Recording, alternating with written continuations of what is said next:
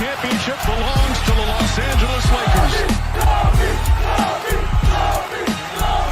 Hello, Lakers Nation. Welcome in. Trevor Lane here for LakersNation.com, your home for everything Lakers, with an update on the Kyrie Irving situation. Yes, we are here in Las Vegas at Summer League right now, and the Kyrie Irving, as well as, of course, Kevin Durant situation is hanging over the NBA. Might the Lakers be able to find a way to break the stalemate with the Brooklyn Nets and get a deal done? And it may need to be a three-team deal. I'm going to talk about that, as well as some other targets for the Lakers in case this Kyrie thing doesn't work out. But first, quick reminder, do subscribe right here to the Lakers Nation YouTube channel. Ring that notification bell as well. All right, so Adrian Wojnarowski broke this down today and explained that the Lakers and the Brooklyn Nets right now, they're still at an impasse. Yes, we've heard from pretty much everybody that no other team in the NBA is trying to trade for Kyrie Irving as of this moment. Kyrie Irving would like to become a Los Angeles Laker. That's what we've heard, whether it's now or in the summer of 2023. Might he change his mind by the summer of 2023? It's Kyrie. You never know. But in any event, right now, Kyrie Irving would like to be a Laker. The Lakers would like to add him in. However, what Woj added in today was that we might need to see a third team in this deal, and he identified who that team could wind up being. Woj identified the San Antonio Spurs as a potential team with their $35 million in cap space that could act as a facilitator in order to get a deal done. And the idea is simply this, that the Nets, they want to win games. Whether or not they wind up trading Kevin Durant, they don't have their draft picks moving forward. They traded those away in order to get James Harden. And so they're going to want to try to win right now. They don't have a lot of incentive to completely tank and pull things apart and just go get draft picks. So instead, they're going to want to get players that can help them right now. And they might not see Russell Westbrook that way. In fact, I think we can say they probably don't. He's not a great fit with Ben Simmons, who feels like he will be on the roster next season no matter what. He's actually a horrendous fit with Ben Simmons. So them getting Russell Westbrook doesn't make a lot of sense. But what if the Spurs were able to use that $35 million in cap space to help absorb Russell Westbrook's contract? Now, in that scenario, the Spurs would have to send something out, maybe a Josh Richardson, Doug McDermott, a piece like that. And then the Nets would be able to get some other things. Again, maybe they'd get Josh Richardson in the deal or something else, plus some draft compensation rather than absorbing Russell Westbrook's contract and getting draft compensation. That might hold more appeal to the Brooklyn Nets. Now, the Spurs, as Woj noted, would have to be incentivized to do that. You would have to pay them, and that would mean draft picks there. So the question becomes, do the Lakers have enough draft picks at their disposal to incentivize the Spurs to rent out their cap space essentially and absorb Russell Westbrook's contract and send stuff to the Brooklyn Nets as well? That's where things would get really tricky. And Rob Pelinka, rumored to be potentially meeting with Sean Marks this week in Las Vegas during Summer League, he's going to have to do a lot of work to try to make something happen. A three-team trade is very, very difficult to pull off. Not an easy thing in the NBA to satisfy all parties that are involved. And so it may take some time to do this. And again, as Woj noted, so far, the Lakers haven't had a willingness to incentivize all of these teams to do this stuff with draft picks. They've held off on giving up 2 first-rounders to the Brooklyn Nets in order to get a Kyrie Irving deal done, or even 2 first-rounders just in general, whether it's a 2-team deal between the Nets and Lakers or a 3-team trade or whatever. They don't want to part with that much draft capital to get this done. Now, they do have some other options, though, as Woj noted, and I think this is important for the bargaining perspective. It feels like we're kind of getting the Lakers side of things from Woj with this report, which we weren't getting the other day when he mentioned that the Lakers had yet to put out an aggressive offer. Clearly, that was something that was coming from the Brooklyn Nets. But here Woj is saying that the Lakers, they've got other trade possibilities on the table that they're working on aside from Kyrie Irving, and those specifically are Eric Gordon and Buddy Hield of the Houston Rockets and Indiana Pacers, respectively. So both guys that can provide plenty of shooting, and that makes a lot of sense because this roster right now, as constructed, has very, very little shooting, even including the guys that the Lakers have brought in free agency. They just didn't target shooting. They targeted youth and essentially defense. You get some scoring with Lonnie Walker, but you didn't get a whole lot of shooting. So those two guys as targets make a lot of sense. As Woj noted, both former Rob Pelinka clients, so maybe that's a factor as well. But I also think in terms of the bargaining position with the Nets, with this whole Kyrie Irving situation, it's important that the Lakers have other options to improve their roster. So the Nets can't look at the Lakers and say, you have only one shot at getting better, and it's us. No, instead, the Lakers can tell the Nets, Kyrie has one place he wants to go. They have one option to trade him, and that's with us. And we've got other options too. That gives the Lakers back a little bit of leverage. But I also think that an intriguing possibility is out there, and that's if the Lakers can somehow, some way, pull off a Kyrie Irving trade without including both of their future first round picks. Might they be able to pull off both deals, get Kyrie Irving and Buddy Hield or Eric Gordon, one of those two shooters? I think it could happen because you can get a legal trade done for Buddy Hield or Eric Gordon using the contracts of THT, Kendrick Nunn. You might have to toss in Wenyen Gabriel, but the bottom line is that you can get a deal done not revolving around Russell Westbrook's contract. So might that be the Lakers' ultimate goal here, to pull something off for Kyrie Irving and add another shooter? Maybe you can get a deal done that lands you a Kyrie Irving, a Joe Harris, and then you add in a Buddy Hield or an Eric Gordon. That is certainly the kind of shooting and firepower that the Lakers would be looking for and would make this roster as a whole much, much more complete, because then you would have the youth, the athleticism, the defense that the Lakers have spent the last week plus adding into their roster, and then you bring in the shooting of Kyrie and Joe Harris and say Eric Gordon or Buddy Hield. That to me would probably be the best case scenario, but again, that would almost certainly require parting with both future first round picks plus some other stuff as well that the Lakers would have to find in order to get this done. But Lakers Nation, give me your thoughts in the comments down below. What do you think of Eric Gordon or Buddy Hield as potentially alternative options to Kyrie Irving, or as part of a bigger picture where you wind up doing two? Let's welcome in our two guys here, Bill Ryder and Avery Johnson. We're going to play matchmaker here. And Avery, you're going to give us the top destination for some of these players. And then Bill, you have the tough work here of trying to tell us exactly how those trades are going to go down, because they're not so easy. So Avery, we'll start with you. Your top destination for Kevin Durant.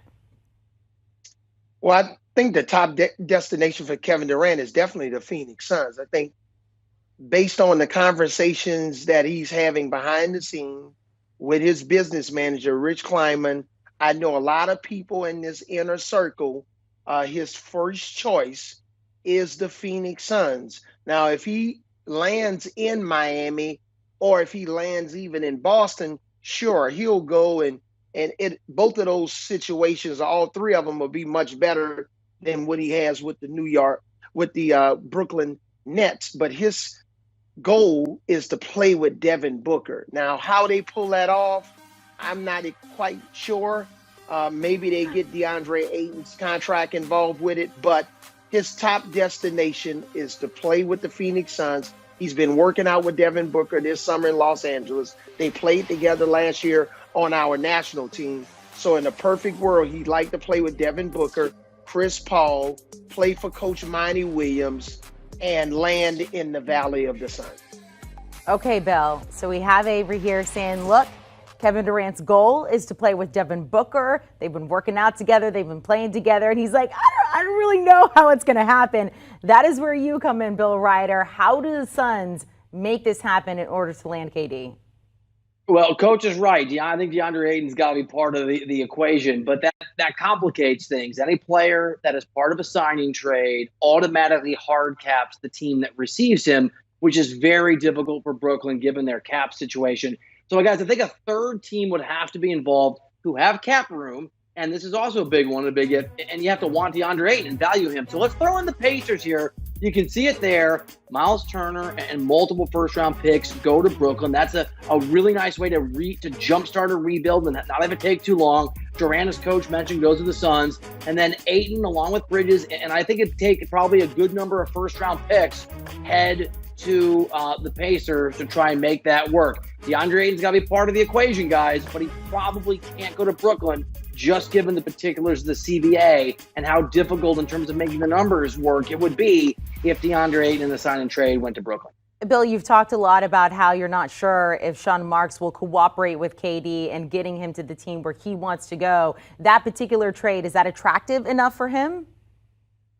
So it's not attractive enough if I'm Sean Marks. Now, I'm aware that Sean Marks is making it known in various reports and there are stories that are being leaked that the Nets want to hold firm and get what I think they should demand, which is an all-world return, and they're not going to let Kevin Durant hold them hostage.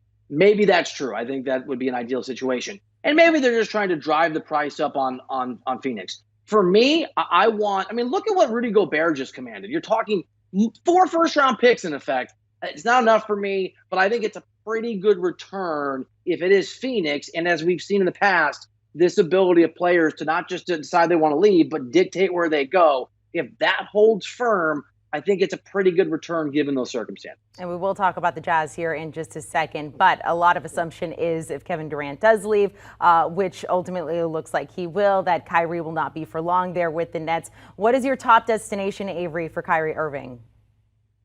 Well, my top destination, only destination right now, is the Los Angeles Lakers.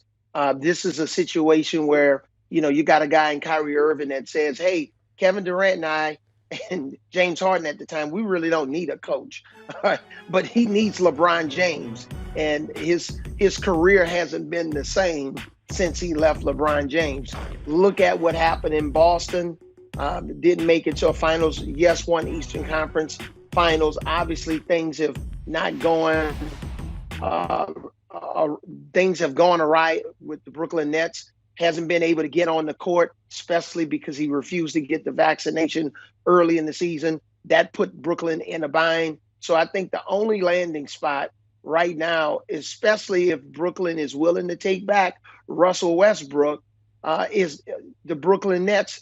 So the Los Angeles Lakers reuniting Kyrie Irving with LeBron James. And it's only going to work if the Lakers are able to retain Anthony Davis, because if they can't retain Anthony Davis to go along with Kyrie Irving and LeBron James, then this really doesn't jumpstart the Lakers in any way. All right, Bill, we've talked about it, how there's not necessarily a huge market out there right now for Russell Westbrook. And Avery said this is his only destination for Kyrie. When it came to getting KD to the Suns, you brought in a third team here. Did the Lakers have enough in order to make this work for Kyrie to get there?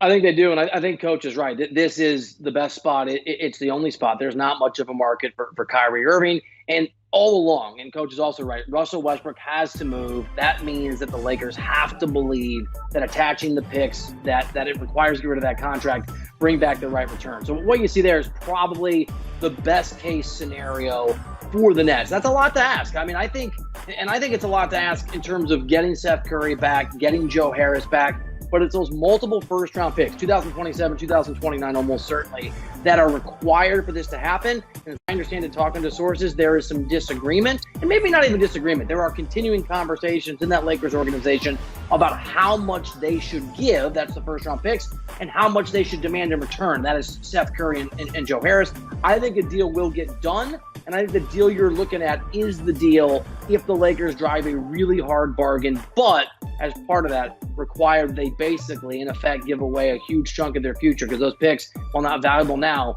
will be down the road. And when this experiment, whether it works or doesn't work with Kyrie, AD, and LeBron, if we get there, when it's over, it's going to be a very difficult rebuild if this trade goes through. We will move on from all the drama that is the Nets right now. Very anxious to see, though, how it all plays out. Let's talk about the Jazz here and Donovan Mitchell. Look, they sent away Rudy Gobert. They got a whole bunch in return for him from the Timberwolves. We assume this is total rebuild now for the Jazz. Donovan Mitchell will be somewhere else. Avery, what is the best place for him? Well, if it's not the New York Knicks, Amanda, I believe that is going to be the Miami Heat. Miami Heat, I believe, have the assets. And I think it's going to be zeroed around Tyler Hero.